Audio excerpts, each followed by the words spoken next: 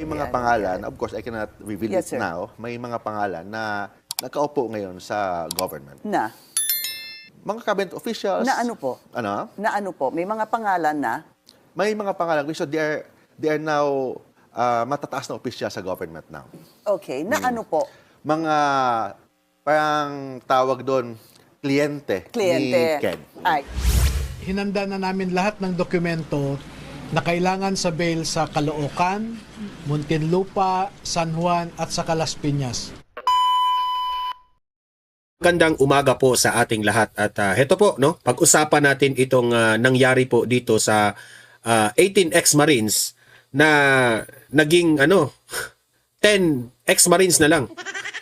Kasi po ay atin pong i-react ang patungkol po sa nangyari sa kanila kasi po ang 10 sa mga Maleta Boys arestado matapos hindi makapagpiyansa sa kasong perjury. Nagkaroon po nga ng conflict kasi itong si Attorney Baligod, basing sa napapanood nating mga balita, ay sabi nila gusto nilang magpiyansa. Pero parang may gustong humarang sa kanila na talagang gusto silang ipakulong. So, atin pong papanoorin yan, no? Ano ba ang dahilan bakit talagang pinipilit silang ikulong instead na magpiyansa sila, no? Alam naman po natin na yung 4 ay bumaliktad na. Yung iba pang 4, hindi pa natin alam kung ano yung magiging desisyon nila, ha? Yan po ang ating abangan. Basta 10 sa kanila o 30 inaresto na yung 10, okay? Ano ba talaga ang gusto ng administrasyon na ito na mangyari? Okay?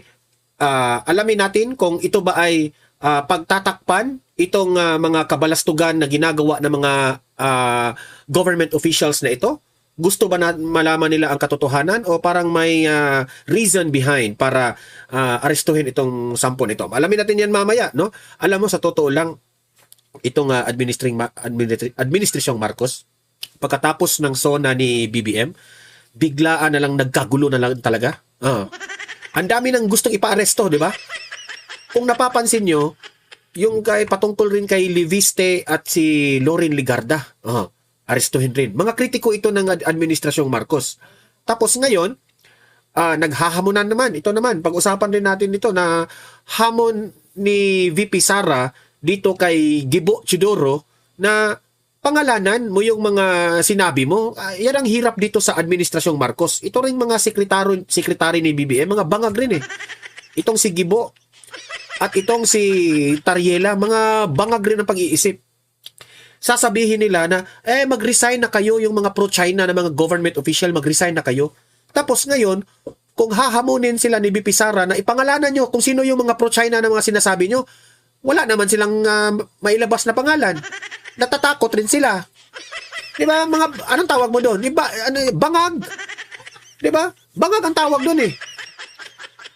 Sabi nyo, mag-resign. Ngayon, pangalanan nyo para mag-resign. Ayaw ninyong pangalanan. Hindi bangag kayo. Tapos, ito ngang issue rin dito kay... grabe guys. Sobra na talagang gulo itong Pilipinas. Itong nangyari kay Leviste at itong si dating Congressman Paras na issue patungkol dito na fini-frame up raw ng dalawa itong si Ralph Recto. Kakatawa nga ito eh. Alamin natin kung ano na nagiging update dito sa pag-frame up raw ni Ralph Recto. At pagkatapos niyan, atin pong pakikinggan ang attorney ni dating Congressman Paras. Okay? Itong si Attorney Mark. Okay? Pakinggan natin ang side ni Attorney Paras. Kung inamin ba, totoo ba itong frame up na ito o talagang ginigipit lang ng gobyernong ito? Alamin natin yan. Dito lang yan sa ating vlog dito sa Don Mar TV. Okay? Pero guys, bago natin pag-usapan ito, paki-like, paki-share para kakalat ito sa taong bayan. Sa mga hindi pa nakasubscribe, importante po na mag-subscribe na kayo dito sa Don Mar TV. Kasi libre lang po ang mag-subscribe dito sa channel na ito. Walang bayad yan ha. Updated pa kayo sa ating mga breaking news at trending na mga balita. Okay? So, heto. Unahin muna nating panoorin itong update dito sa Maleta Boys na inaresto na nga sila. Okay, ito, i-play natin ito. Play. Arestado ang 10 na kabilang sa mga Maleta Boys na nagpakilalang bagman ni Zaldico. Hindi kasi sila nakapagpiyansa sa kaso nilang perjury. At live mula sa Las Piñas, nasa frontline ng balitang yan si Gary De Leon. Gary, sa mga oras na ito, nasaan ngayon ang Maleta Boys na hindi nakapagpiyansa? Yan, Bok, maaaring ang this weekend, Sabado at Linggo, maaaring dito sa presinto, manatili muna yung 10 bodyguard ni dating Congressman Zaldico matapos nang hindi pumayag ang RTC ng Las Piñas na makapagpiyansa sila ngayong araw. Pero sa Alam nyo, pwede silang magpiyansa. Hindi maiintindihan ni Attorney Baligod kung ano yung naghaharang sa kanila na hindi sila makapagpiyansa. Talagang, gusto talaga ng korte natin dito sa Pilipinas. So, sabihin na nating Administrasyong Marcos, gusto talaga silang ikulong. Na pwede naman silang magpiyansa dito. 14 na bodyguard na to, 4 naman ang nakapagpiyansa rin at umabot sa cut-off kaninang alas 4 ng hapon. Imagine, 8:30 pa raw sila dyan, ha? Para magpiyansa. Pero, hinuli talaga.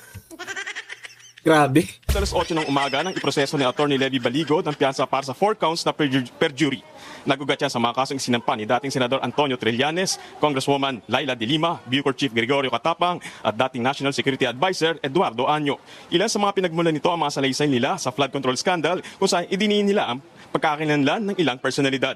Nasa 18,000 pesos ang itinaknang piyansa sa bawat kaso ng perjury. Kaya sa 4 na counts nito, nasa 72,000 ang kailangan ng bawat isa sa kanila para pansamantalang makalaya. Pero imbis na iproseso, hinanapan ng dokumento at affidavit ng korte si Attorney Baligod na nag-uugnay na hindi na-aresto ang 14 na Maleta Boys. Dahil daw sa mabagal na proseso, 4 lang ang napagpiyansa habang inabutan na ng pagsasara ng korte ang 10 Maleta Boys. Dahil dito, agad inaresto ng Las Piñas Police ang 10 bagman at idinaan sa proseso ng booking, mugshot at medical examination para sa inquest proceedings sa kanilang kaso. Natapat pa ng Biyernes ang pag-aresto kaya maaaring 2 araw na maaaring makulong ang 10 dating Marines at sa Lunes na inaasahan na mapagpiyansa. Umapela naman sa publiko si Attorney Baligod sa kanyang Facebook post na samahan sila sa Las Piñas. Posible raw kasing may masamang mangyari sa Maleta Boys sa kulungan. Samantala, umaasa si Attorney Baligod na matatapos ng Las Piñas Police ang Certificate of Detention ng 10 bodyguard. Yan ang delikado, no? Delikado talaga buhay nitong 10, Kasi yung bumaliktad na yung isa. Para manahimik sila, delikado rin na kunin ang kanilang buhay. Kahabol sila sa Midnight Court ng Makati RTC. Maaari pa rin daw makapag-bail ang mga bodyguard kapag nakumpleto na ang mga kailangan dokumento. Kanina nga, pasado alas 9 ng gabi, nakumpleto na ang dokumento at tumuloy na sa Makati RTC si Attorney Baligod para mag-avail ng request sa korte na makapag-bail na ang Maleta Boys. Pakinggan natin ang pahayag ni Attorney Baligod. Hinanda na namin lahat ng dokumento na kailangan sa bail sa Caloocan, Muntinlupa, San Juan at sa Las Piñas. Pare-parehong set of documents yan kasi base yan sa rules of court. Ngayon, document dinala namin sa Caloocan, aprobado ka agad. 2 oras lang kami. Punta sa Muntinlupa, wala pang 1 oras, tapos na. Bok, nagtagal yung paggawa ng Certificate of Detention dito nga sa PNP Las Piñas. Kailangan raw kasi ito lalo na kung hindi ka sa korte ng Las Piñas mag-a-avail nga ng piyansa. At dahil napili nga nila yung Midnight Court ng Makati, dito sila tumungo ngayong gabi para umaasa sila bago mag-12 AM mamaya ay pumunta na rin doon yung mga bodyguard para makapag-avail nga ng piyansa. Naging problema kasi rito yung naging mabagal na proseso at pagkakamali nga sa paggawa ng Certificate of Detention. Theft daw kasi yung naisulat ng una kaya binago ulito at hinintay nilang mapirmahan at makumpleto ang dokumento bago dinala nga ito ngayon sa Makati at sana raw ay maka-avail sila ng pagpapiyansa ngayong gabi. May anbo. Gary, isa sa akin. Alam ko na sabi mo sa report mo pero siguro mas liwanagin lang natin sa dami kasi nung claims doon sa affidavit na ang Maleta Boys alin doon eksakto yung sinasabing nag-lie sila under oath? Ano yung pinerjure nila? Kasi ang dami rin nilang mga dinawit ng mga personalidad. Ang haba ng affidavit nila.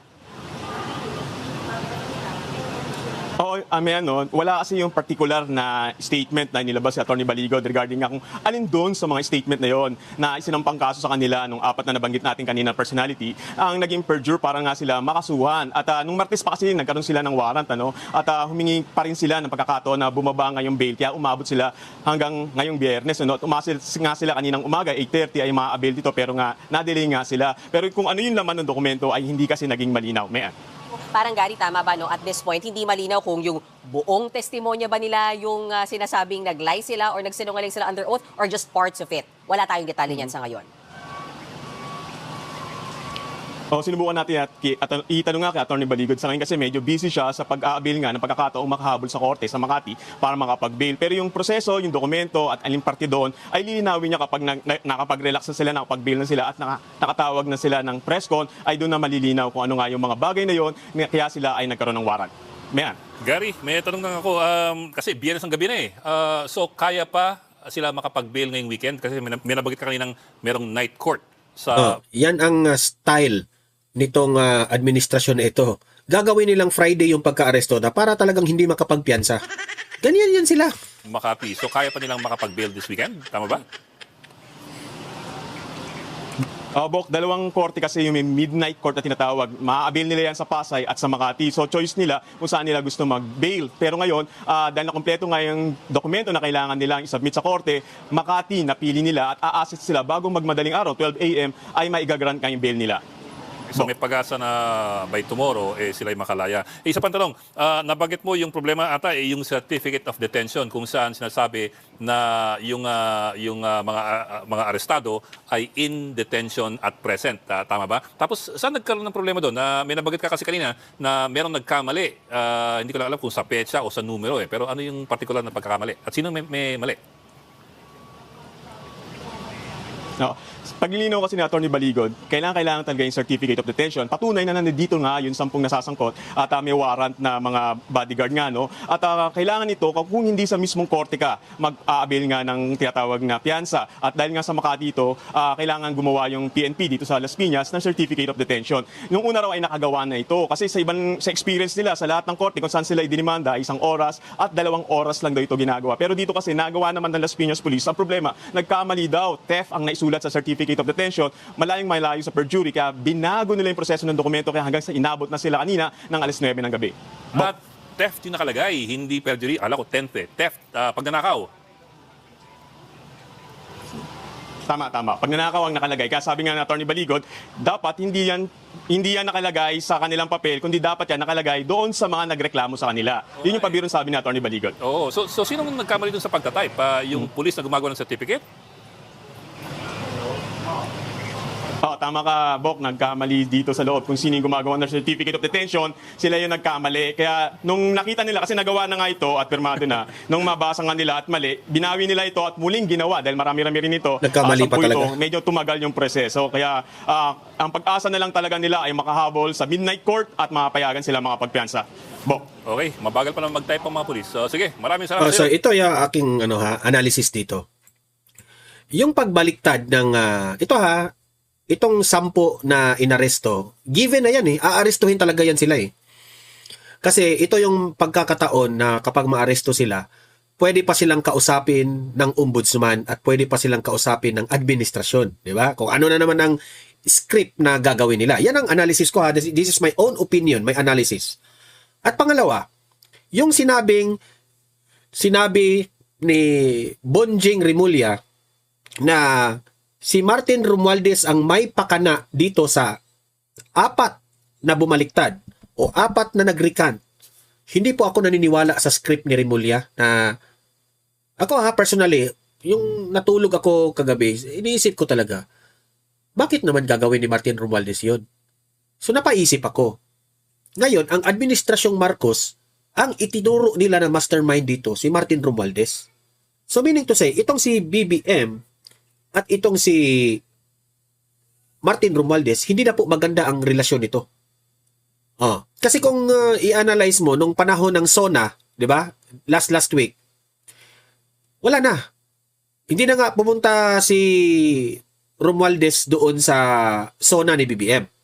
Kasi nga binira na ni BBM itong si Martin Romualdez na imbestigahan na itong pinsan ko kasi may nakikita na silang sapat na ebidensya. Di ba? Yun ang script ng administrasyon.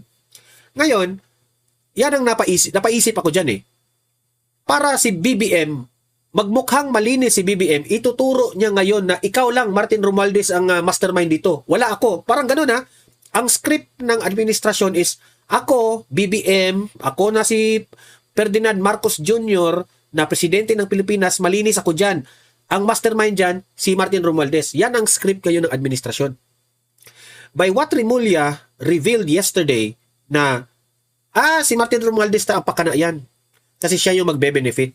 Parang hindi ako naniniwala sa script na yan. Di ba? Kasi itong si Martin Romualdez, if you are observing sa mga past statements niya, gusto nyo, hindi, ang sinabi niya, hindi lang ako ang gumagawa nito. Pati presidente. So, ngayon, naghuhugas kamay na sila. Sa kampo naman ni Martin Romualdez, biniblame ang Malacanang. Ang Malacanang naman, ang tinuturo naman na mastermind si Martin Romualdez. Kaya nga, yan ang script ngayon ni Remulla. Si Martin Romualdez ang may pakana dyan sa 4 na 18 ex-Marines. Why? Bakit nagtuturuan na ngayon si BBM at si Martin Romualdez? Bakit sila nagtuturuan? Kasi binulabog na ni Zaldico. Sa statement ni Zaldico. Sa statement ni Zaldico, sangkot si Martin Romualdez, sangkot si BBM. So magtuturuan ngayon yung dalawa. Si BBM turo kay Martin, Martin turo kay BBM. Si BBM nagmamalinis, si Martin Romualdez nagmamalinis, di ba? Pero ang sabi ni Zaldico, sangkot yung dalawa. Yan ang nangyari ngayon. Yan ang nangyari ngayon. Kaya, hindi ako maniniwala sa sinabi ni Remulla na si Martin Romualdez ang may pakana niyan na binayara. Meron ng isa sa mga 18 ex-Marines nagsabi Isa lang ang nagsabi na binayaran di umano sila ni Martin Romualdez ng 20 million o 20 to 25 million. Hindi ko lang alam itong isang 18 ex-Marines na ito, inutusan rin ng administrasyon Marcos na, sabihin mo ito na, baka, analysis lang natin ito. This is my own opinion analysis. Baka may sinabi dito na, sabihin mo, ang script natin, sabihin mo na binayaran kayo ng 20 to 25. Yan ang deal, na bumaliktad lang kayo. Para na doon nakafocus, nakatutok lahat kay Martin Romualdez ang kasalanan. Grabe, no? Ako hindi ako maniniwala. Mas pabor ako na talaga? Dapat si BBM imbestigahan rin si BBM. Hindi lang si Martin. Yun ang sa akin, ito naman, punta naman tayo dito sa hamon ni VP Sara kasi itong si Gibo, puro daldal. Ngayon hinamon na ni VP Sara. Wala namang maibigay na pangalan. Di ba? Ito, panoorin natin itong mga pulpul nito. Nagkakahamunan na kung sino-sino ba ang mga opisyal ng gobyerno na pro-China raw. Sabi ni Vice President Sara Duterte, pangalanan na yan. Sagot naman ni Coast Guard spokesperson Jay Tariela, walang ganyang listahan pero may tuturing daw na traidor ang magsasabi. Walang ganyang listahan pero sabihin ninyo, mag-resign na kayong mga pro-China. Tapos sabi, walang listahan. Yan ang hirap sa inyo. Ngayon na hinamon kayo, aatras kayo. Probinsya ng China ang Pilipinas. Narito ang Frontline Report. Halatang dilawan yung mga script nila probinsya ng China.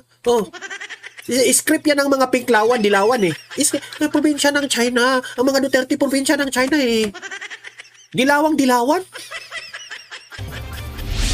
Mag-resign na kayo. Yan ang hamon ni Defense Secretary Gibo Teodoro sa mga opisyal ng gobyerno na pro-China. Bagamat walang pinangalanan ang kalihim, sumagot dyan si Vice President Sara Duterte at hinamon din si Teodoro. Siguro para klaro sa lahat ng mga kababayan natin, dapat pangalanan kung sino yung mga officials na tinutukoy niya.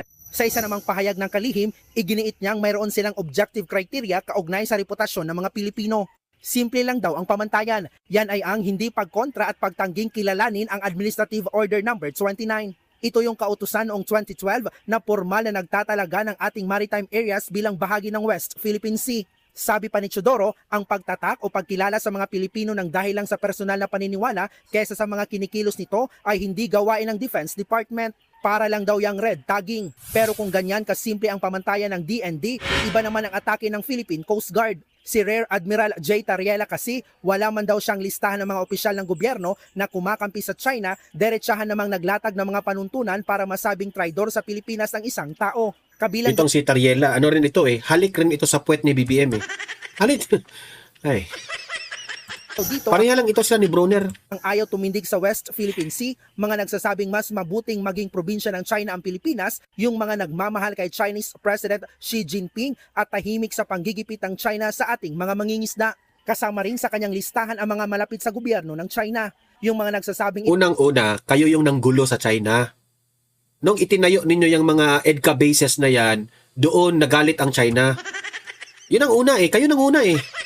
pamigay na lang ang Kalayaan Island Group, mga nagsasabing wag i-demonize ang China, yung nagsasabing Hindi piraso si Tariela ha. Yung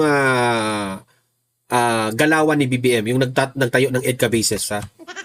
Ito, ano lang naman ito, tanggol ng tanggol kay BBM. Walang alam ito eh. lang ng papel ang 2016 Arbitral Award at ang gumagamit sa West Philippine Sea sa politika.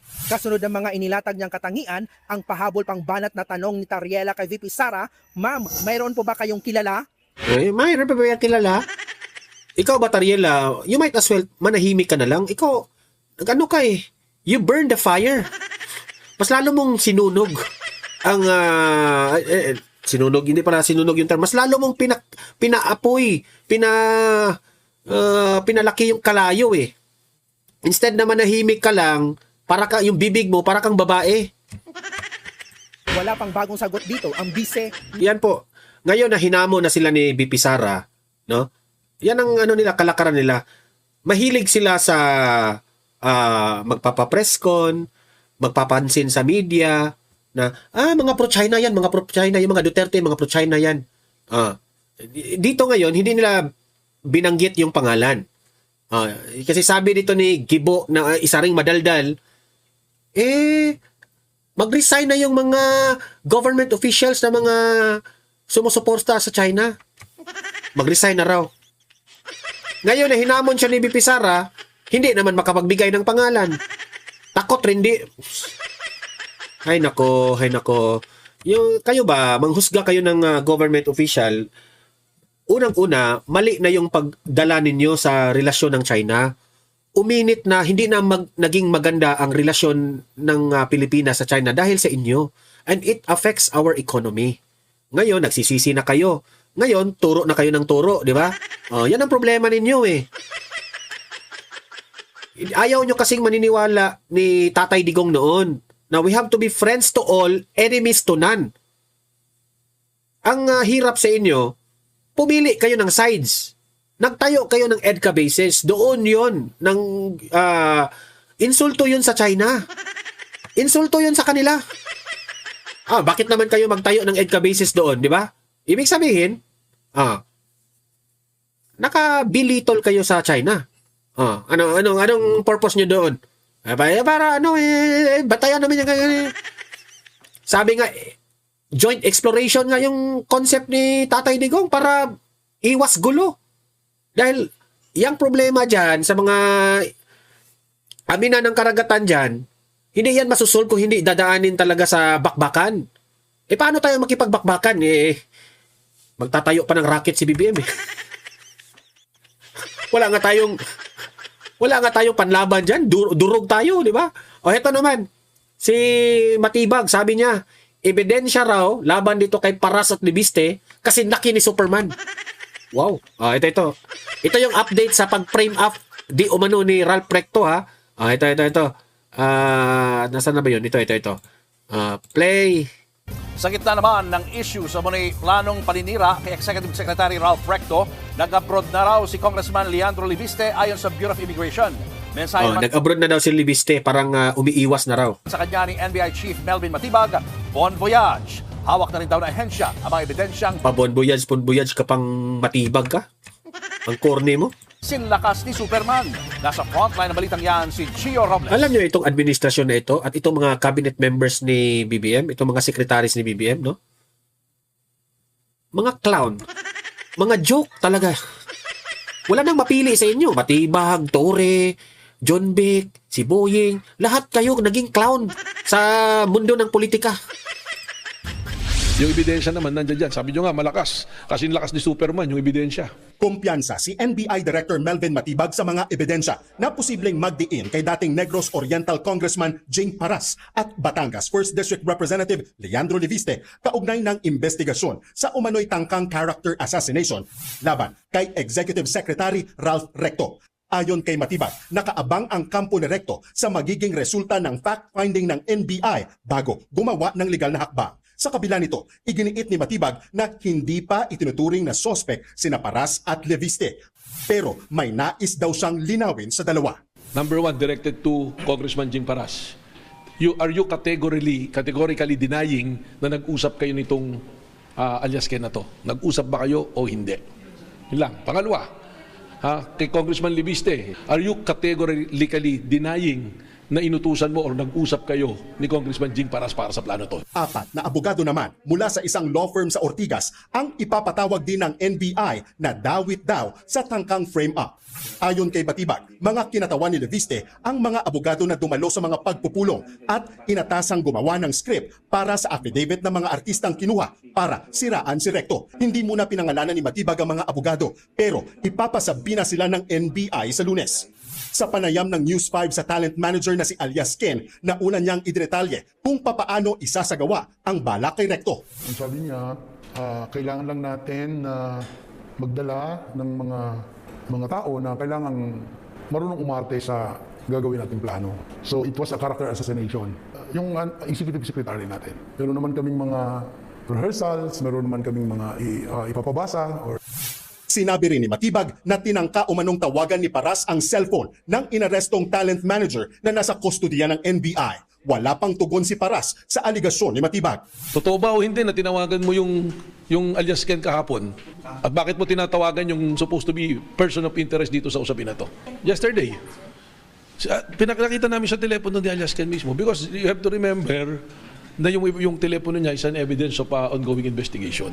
No show sa sabina ng NBI kahapon si Leviste. Ayon sa NBI chief, bumiyahe abroad si Leviste at Senadora Loren Legarda. Bagay na kinumpirma naman sa News 5. So, yan po ang script ni Matibag. Okay? Yun po ang script ni Matibag. Ako personally ito yung reaction ko. Isa na ito sa mga, I might be wrong, I might be correct, but this is my analysis, this is my own opinion. Alam ko na isa ito sa mga plano ng administrasyon. Na ito si Paras, itong si Libiste, mga maiingay rin ito sa kritiko ng gobyerno. Ito rin ang kasi kung titingnan nyo ang pattern, lahat na lang kinukulong yung mga kritiko ng gobyerno, di ba? Sila, tinatrabaho na sila. Bago matapos ang termino ni Bongbong Marcos, yan kung matapos kung hindi na bababa. Bago matapos ang termino, lahat makulong muna yung mga kritiko. Lahat muna ikulong nila. Yun ang analysis natin. Yun ang nakikita natin. Lahat. Okay? Ito naman.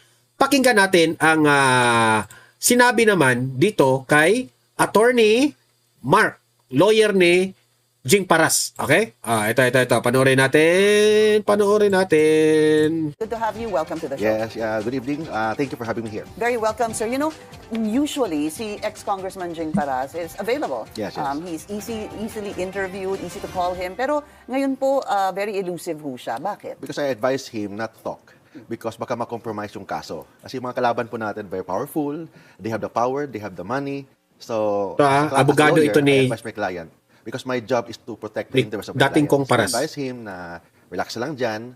Then, anyway, nasa atin ang katotohanan. Your job is obviously, as you mentioned, ay para sa interest ng iyong kliyente. Yes, tama.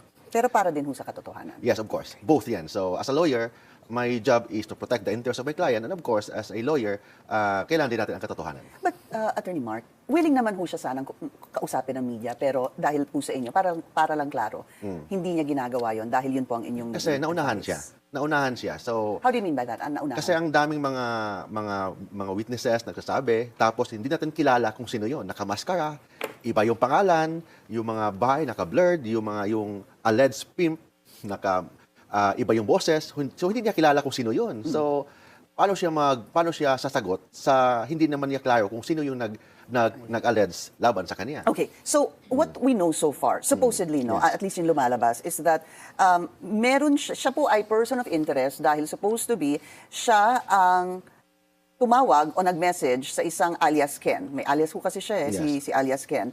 At yun na nga, yung sinasabi, this revolves around the story of a honey trap plot. Hindi ho ba? Kung saan ang tutukuyin supposed to be ay si Executive Secretary Ralph Recto na dapat daw ay kung may kukuha ng mga babae, magda-drugs at magse-sex. Basically, that's Yes, that's tama, the story, tama, hindi tama. ho ba? Do you know any other story further than that? Yes, I know. Okay. I know kasi first, nabasa ko yung mga affidavits, supposed affidavits of the girls. Of course, hindi ko nakita yung mga girls, but yung affidavit na nagawa, nabasa po natin. And walang honey trap, walang tinatawag na tanim-pokpok o anong klaseng tawag doon. Walang ganon. Kasi pag honey trap ang pag-uusapan, future na transaction about human trafficking. But based on the affidavit, it's not. It's the other way around. Nangyari na since 2022 and to 2025. Ano po yung nabasa ninyong affidavit? Of course, I cannot reveal as hindi pa proper time. But ang How did you masasabi, get hold of this affidavit? nabasa ko. Nabasa natin through one meeting na nabasa ko yung mga affidavit ng mga 4 na babae. Sorry, sir. Just to be clear. Yung isinumiting affidavit, Wala pang nasumitin na affidavit kasi mali. Hindi ho ba hindi meron totoo. meron ho ba nasubmit na yung si alias Ken at isang babae? Please Yes. correct me if I'm wrong, sir. Hindi natin nabasa. That's why we wrote a letter to the NBI requesting for a copy. Para at least man lang sa investigation, alam namin ano yung maging depensa namin. Kaya po humingi kayo ng deferment, Yes. di ba? Because today is supposed to be magpakita si Hindi lang deferment, ex-Congressman. but we are requesting for a copy Yes. of yung mga affidavit, mga evidence, para ready kami to defend our side. But ayaw nilang ibigay.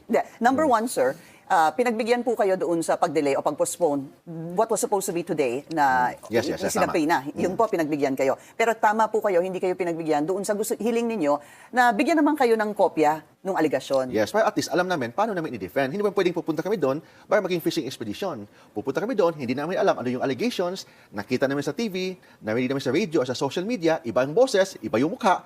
So, hindi namin alam kung sino yung maging kalaban namin o sino yung mga complainant. So, how can we defend our client? Tama talaga, So, tama. yun lang, we request that. And sabi nila, confidential daw. And sabi ko naman, paano maging confidential? Nasa TV na, nasa radio na, in fact, the NBI mismo ang nagpalabas sa mga Correct. ganon. Anong affidavit ang inyong nabasa? Yung affidavit, iba yon. Yung affidavit na ito yung nangyari before. I see. Before. So it was not a honey trap. Ito yung supposed statements ng mga babae na nangyari in 2022 up to 2025. And sir, attorney, ito pong affidavit na inyong nabasa, pinanghahawakan nino? Sa mga lawyers. Ni?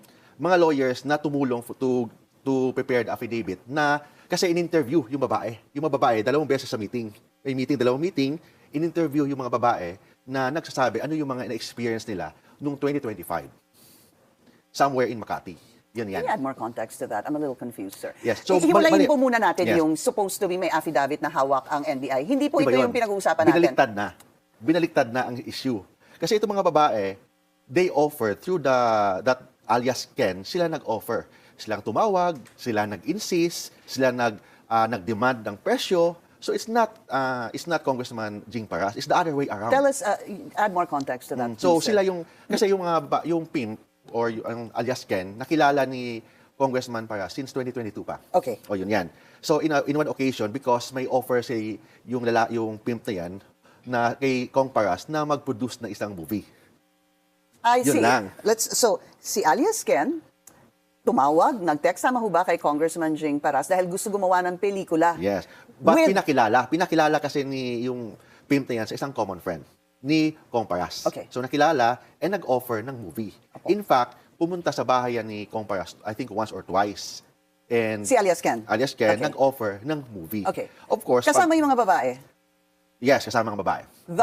You said twice na nagpunta Twice, sa bahay may mga niya? babae kasi marami siyang hawak ng mga babae. Okay. Kasi ang ipoproduce nila yung mga sexy films sa isang platform. Well, sir, why ex-Congressman Jing Paras? Why would the alias Ken offer, I guess, ex-Congressman Jing to sponsor, to finance, no? Kasi Would that be si correct? Congressman Jing Paras is also a producer ng mga movies. Okay. So nag-offer lang yung si Mr. Ken to do that. But hanggang doon, of course, inignore o dininay ni Kong Paras kasi ayaw niyang mag-finance o mag-invest sa movie na yan. Hanggang doon lang yon. But of course, habang nag-uusap sila, may nakwento siya mga matataas na opisyal na parang pinagmayabang ni Ken na may mga kinukuha ang mga babae. Para to convince, ang purpose lang yata ni Mr. Ken para ma-convince si Congressman Paras na mag-invest sa movies. How would naming personalities convince ex-Congressman Jing Paras to finance that May movie? mga pangalan, of course I cannot reveal Yes, it sir. now, may mga pangalan na nakaupo ngayon sa government. Na? Mga cabinet officials. Na ano po? Ano? Na ano po? May mga pangalan na? May mga pangalan. So they are now matataas na opisyal sa government now. Okay, na ano po? Mga, parang tawag doon, kliyente ni Ken. I see. Okay, so at least malinaw po yan. So So, sinasabi po hindi kailangan ni Ken dadaan ni Kong Paras kasi kilala niya yung mga opisyal na yan. That's the point you're trying to Yes, make. Okay. I get it now. But kasi you started off Grabe. with they wanted him to finance the movie and because you said he produced movies in the past, kaya siya naisip because I don't see the So, connection. ginamit lang ni Mr. Ken yung mga sinasabi niya ng mga matataas na opisyal just to convince Congressman Paras na mag-invest sa kanyang movie. Hanggang doon lang. Then, tapos na yung usapan. And then it never materialized. Hindi nag-materialize. Okay. And that was in 2022 hanggang 2025. Tapos, nag-offer siya. Sino si siya? Si Mr. Ken. Na ano? Mag-offer siya na may mga babae siya na na hawak, talent niya na magaganda na kinukuha ng mga matataas na opisyal. Ano pong in-offer niya kay ex-congressman? Ang in-offer Jing niya Paras? na parang may plano sila na gagawa ng statement. Gagawa ng statement sa nangyari in the past, not in the future. I Kasi see. ang lumabas sa TV, honey trap, ibig sabihin future. Opo. Future. Mangyayari pa lang. Mangyayari pa lang. In this case, nangyari na in 2025. Somewhere in Makati. I see. Oh, so yun something yan. happened in 2025. Yeah, in 2025. So lumapit po, So walang tanim prosti, walang ganun nangyari kasi hindi naman future, walang plano na i-entrap. Paano entrap yung isang opisyal na may mga security Klaro ito, guards, tapos hindi naman yan gutom sa mga babae. Parang yun ang pinalabas ng NBI na parang gusto nila na parang predator ng mga babae. Hindi ganun ang mga opisyal na yan. so basically what you're saying is something happened in the past, Yes. in 2025, So, baliktad. involving alias Ken and And mga high-ranking officials. high-ranking officials and a number of women. Yes, a number Tama of ho women. ba? Yes, a number. Hindi apat, hindi lima. May iba pa minor. May- May minor pa. Wow, that's yun yan. serious So, yun allegation. ang mga sinasabi ni Ken. Alias Ken. So, hindi so totoo. sinabi niya po yun kay ex-Jing Paras. Yes, ni ex And then he said what? Yun, na yung mga detailed, na yung may mga drugs, pinainom, binabayaran, up to 300,000, 200,000, mga ganung presyo. And parang sexual escapade ang nangyayari. And the point of alias Ken telling ex-Congressman Jing Paras, that is what? Ang gusto nila na gagawa ng statement, itong mga babae, Opo. against yung mga Matataas na matataas na opisyal. opisyal. Opo. Yun yan. Sino kung kikita dito? I mean, sabi niyo po kasi And lumapit. may presyo. Yun na nga. Okay, may let's, presyo. ano And yun? nag-demand sila ng presyo. Sila alias Ken, Si alias Ken. and the women? Yes, kasama nga yung women, nag-meeting sila eh. Oo nga, pati si alias Ken at yung mga babae, nagpresyo sila, kinausap nila, tama ho ba? Am I following it correctly? Kasi baliktad eh. Yes. Kinausap nila si ex-Congressman Jing Paras para sabihin na ito ang mga nangyari in the past. Yes. Ilalabas namin, bayaran nyo kami. Yes. And Bayaran nyo kami. Yun po ang kanilang yes, of course. storyline. Sabi ni Comparas na kailangan gagawa mo na kayo ng affidavit. That's why may mga abogado na gumagawa ng affidavit. Yun po yung kung saan tayo babalik nung una na sinabi mo may so, nabasa ng baliktad ang affidavit. issue. Kasi ang issue, future human trafficking. Walang human trafficking na nangyayari. It's more of a statement na gagawin nung nangyari before.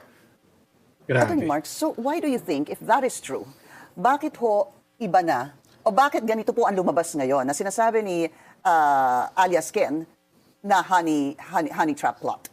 Kasi, What changed? Yun ang sinasabi ng alias Ken na yan. So is his word against the word of a congressman and who is also a lawyer. Sabihin natin si Mr. Ken. Si Mr. Ken, nagdinegosyo ng illegal na transactions. So, baka for sale yung kanyang statement. Kasi naiba. Kasi nung meeting na yon, iba siya nag-offer, siya nagplano, siya nag-demand ng presyo, tapos nung nasa kulungan na siya, naiba na. So we do not know bakit, anong motive talaga niya. Attorney Mark, bakit ho sa tingin ninyo, just wondering, ang lakas ng loob ni alias Ken na lumapit kay Congressman Jing Paras para sabihin na, magkano hong hiningi? 6 million. Okay, ni alias Ken. Yes. So siya nag-demand ng presyo, and siya din also ang nag-isip ng plano. Na ito yung gagawin po natin, nag-offer sila ng services nila. Ang services, hindi sexual services. It's more of a statement.